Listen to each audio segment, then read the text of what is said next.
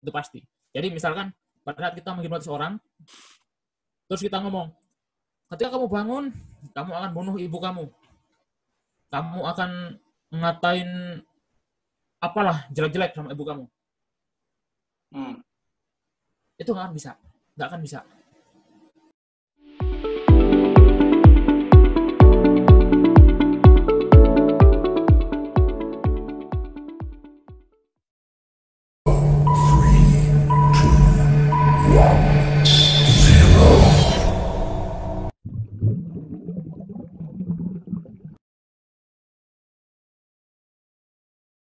Oke, selamat datang di jatengpodcast.tv.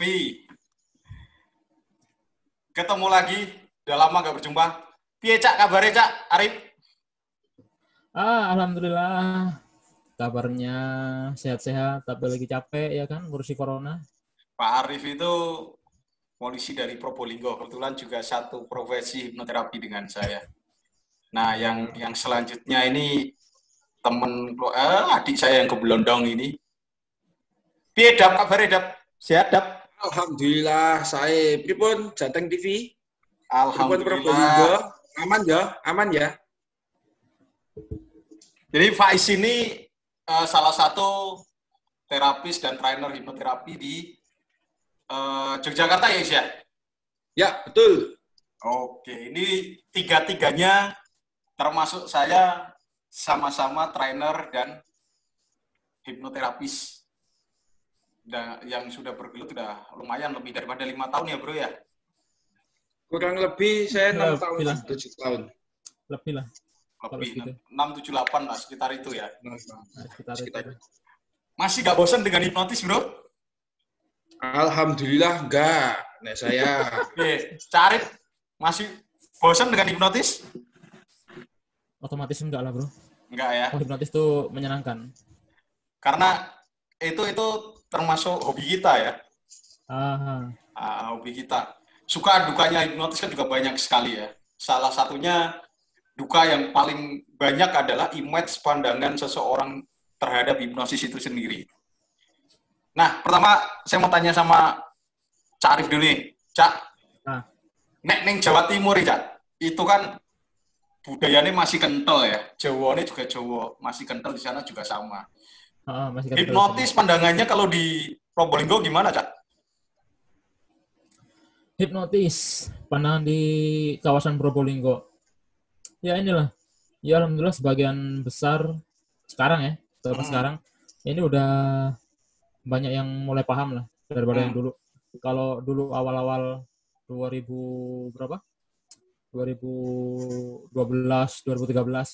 ini masih kental banget dengan unsur-unsur mistis gitu kan. Jadi orang takut dengar kata hipnotis saja udah takut. Langsung minder ya? Takut kalau barang-barangnya diambil-ambil semua, Pak? Atau apa? Ya istilahnya ya takut lah mereka. Takut sesuatu yang menakutkan ya? Takut salah gunakan gitu kan. Nah, kamu gimana, Dap? Di Jogja ya, Jogja. Jogja itu kan Jawanya lebih kental itu juga. Budayanya juga kental ini. Ya. Jogja itu kalau untuk masalah hipnotis atau hipnoterapi atau itu sudah banyak yang familiar, sudah banyak yang memahami bahwasanya dalam psikologis pun juga banyak orang itu memahami bahwa itu menjadi salah satu terapinya sekarang. Wow. Jadi saya memang dulu pertama itu tukang hipnotis, iso nggo kejahatan dan lain sebagainya kayak gitu. Ya sama sempat Mas tempatnya Gus Arif itu tadi. Yo kayak ngono kuwi. Nah, saya juga mulai dari 6 tahun 7 tahun itu bersama teman-teman komunitas hipnotis di Jogja ini membuat persuasif yang membalikkan fakta atau memberikan fakta bahasanya hipnotis tidak selalu jelek, dipandang jelek gitu. Betul. Sama juga di Semarang juga sama, Bro. Jadi kalau di Semarang sendiri, ya walaupun sudah banyak pandangan positif, tapi khususnya di Semarang juga masih banyak hipnotis-hipnotis yang dikait-kaitkan dengan mistis, energi, dan berbau yang nggak enak-enak. Nah, Nyambung nih, saya ngomong, iya, di Semarang sendiri itu banyak, ada juga, ada komunitas yang enggak ngomong ya, komunitas atau padepokan yo. Yo kayak padepokan lah, padepokan yang ngajarnya, komunitas lah. ya ngajarnya malah khusus gendam gitu loh. Nah, tapi sebelum kita bahas gendam, karena malam ini saya tuh penasaran dengan gendam. Karena nanti kan dekat sama Lebaran, walaupun kita dalam masa pandemi kayak gini, physical distancing, social distancing, tapi saya yakin dan percaya masyarakat Indonesia itu wongnya jago ngeyel-ngeyel. Di kongkoning omah tetap ora betah, bener? Betul. Tetap mayang-mayang. Nah, sebelum kita bahas masalah gendam selanjutnya, saya mau tanya sih sama Faiz dulu nih. Dap, gendam, gendam, hipnotis itu bisa untuk kejahatan nggak? Tergantung orangnya. Dari sudut pandang orangnya bagaimana. Ketika sudut pandang itu menjadi hal yang sangat negatif, itu maka menjadi negatif. Akan tetapi bisa kita gunakan hal yang positif. Contohnya tapi kenyataannya kan buat gendam, buat ngambil-ngambil barangnya orang, Dap. Ya, alhamdulillah banyak orang yang seperti itu. Kalau misalnya memang bisa seperti itu, ayo, saya bisa seperti itu. Saya sudah kayak rakyat, bro, dari dulu, bro. Berarti ini nggak bisa. Berarti nggak bisa. Seperti yang saya bilang kan, saya nggak bisa bilang iya atau tidak. Bahkan bisa mengatasnamakan hipnotis, padahal itu bukan menghipnotis. Oh gitu. Bisa saja, ya, gendam atau apapun yang terjadi di Jogja, kata-kata yang saya ikuti dan saya telusuri, itu mereka hanya mengatasnamakan menggunakan hipnotis. Padahal dia sendiri menggunakan kimia. Bisa obat, bisa ini, bisa tumbuh-tumbuhan alang yang memang memabukkan kayak gitu-gitu. Sehingga artian gendam atau hipnotis itu menjadi negatif. Kalau gendam beda lagi. Gendam memang menurut kejawen ada, tapi saya belum bisa menemukan fakta-faktanya atau dan lain sebagainya seperti apa. Itu penasaran. Nanti kita bahas masalah gendam, perbedaan gendam dengan hipnotis ya. Nah, untuk Cak Arif sendiri dulu. Emang hipnotis bisa untuk kejahatan, benar? Omongannya Faiz tuh. Hipnotis untuk kejahatan. Kalau dari aku pribadi, setelah sekian lama ya kan, belajar hipnotis sendiri. Sekian lama. Nah, kan muncul. Kalau tanya seperti itu, mungkin akan ada perbedaan pendapat sih. Tapi kalau dari aku pribadi sendiri, hipnotis sendiri dapat digunakan kejahatan atau enggak, aku jawab enggak. Enggak. Kenapa? Kenapa? Nggak bisa.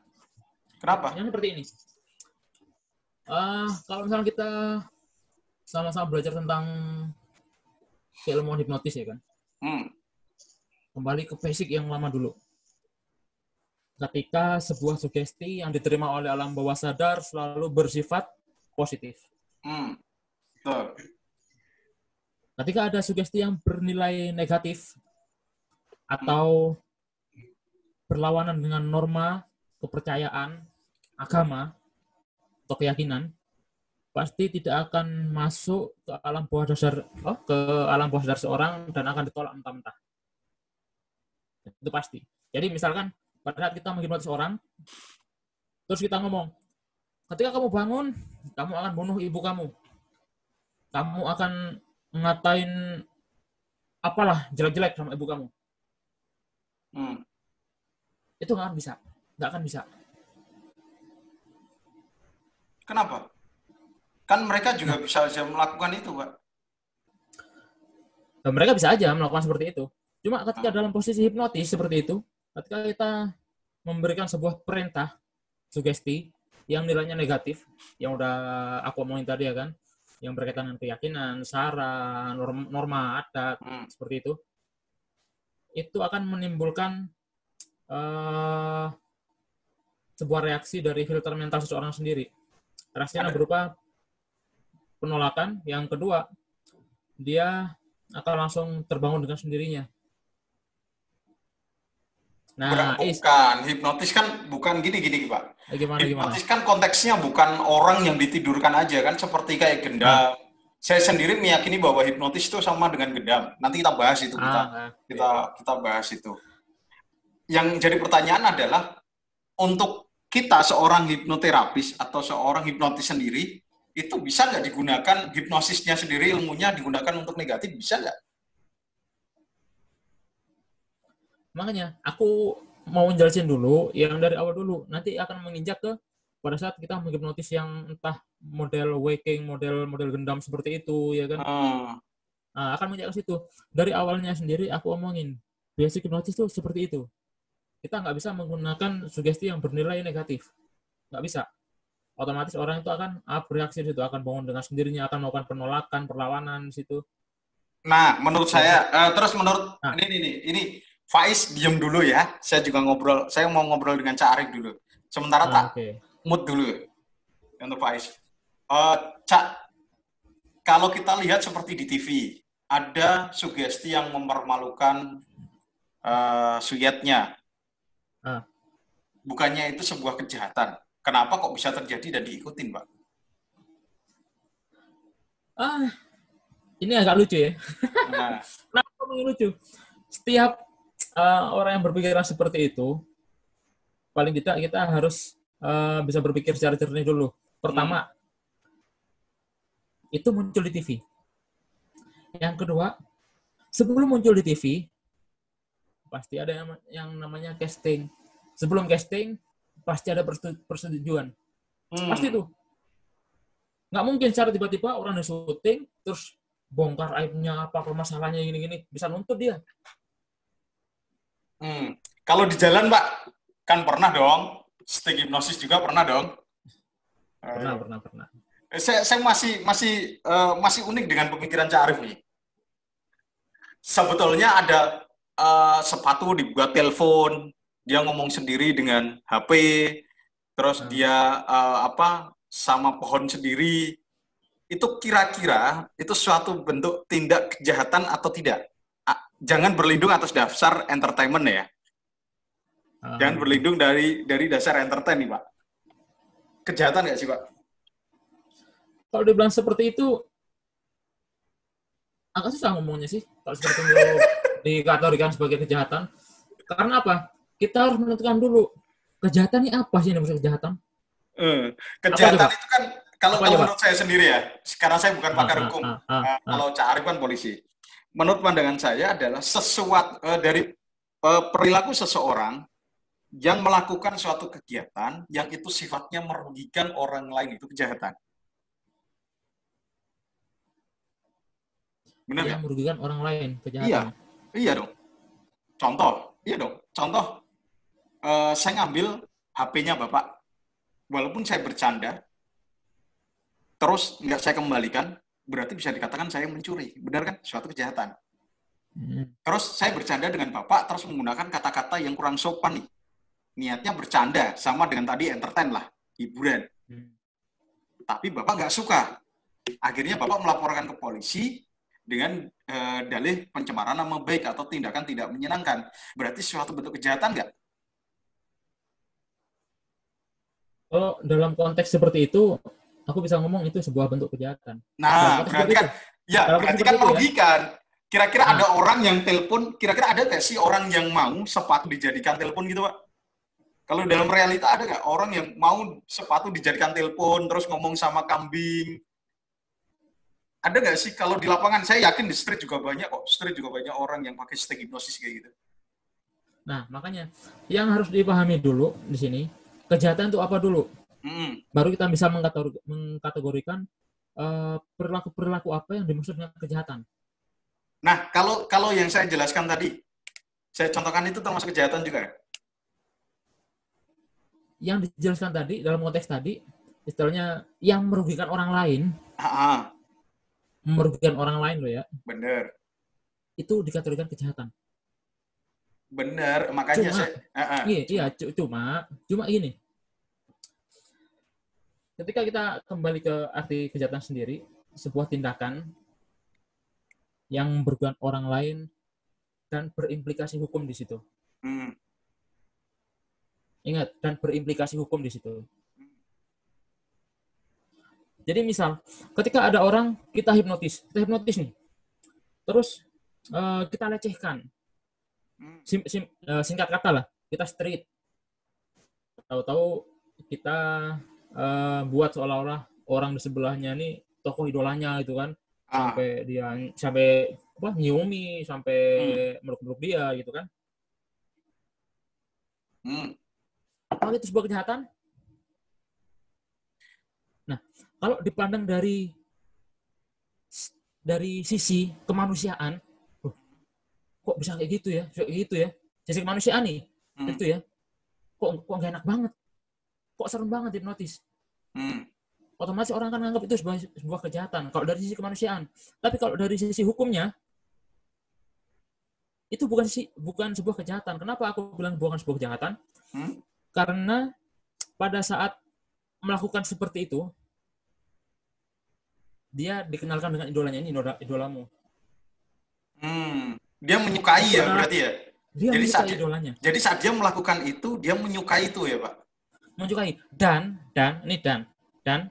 Dan setelah setelah semua itu berakhir, istilahnya udah normal lagi lah.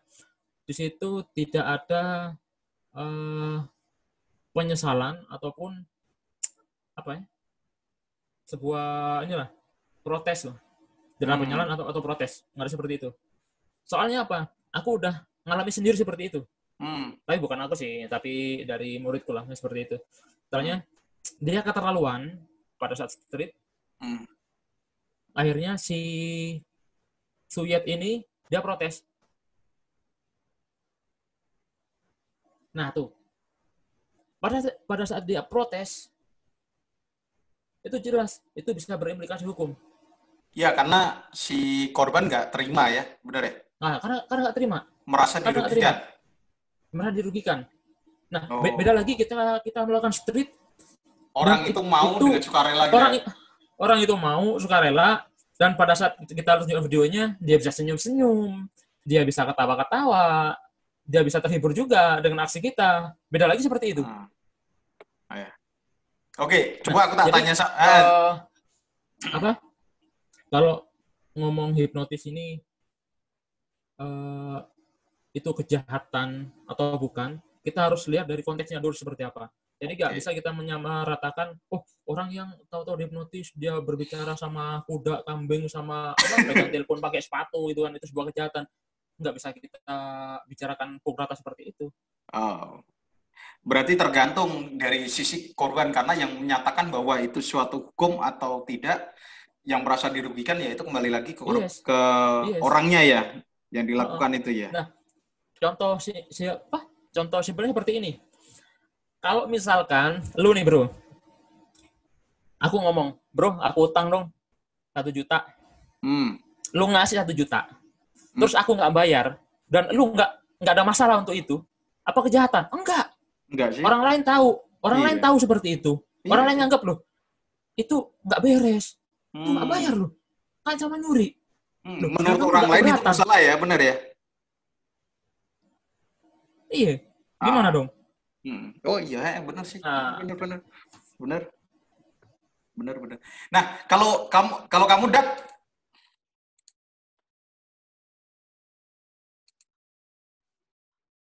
gimana?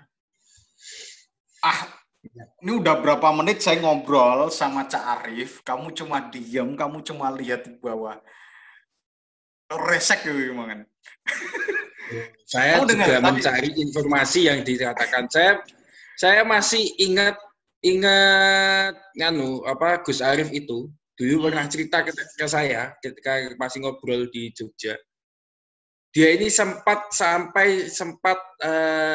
dijuluki tukang hipnotis. Jadi orang sing wani ning kono ning Probolinggo.